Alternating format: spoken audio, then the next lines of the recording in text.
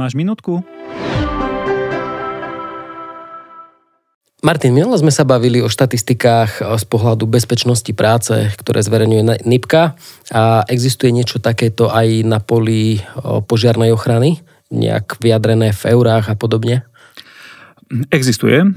Ak teda chceme za číslo dosadiť euro, tak požiare v roku 2024 spôsobili škodu na majetku v hodnote viac ako 58 miliónov eur. Pekná suma. OK. Máme nejak štatisticky vyjadrené aj dopad požiarov možno na ľudí?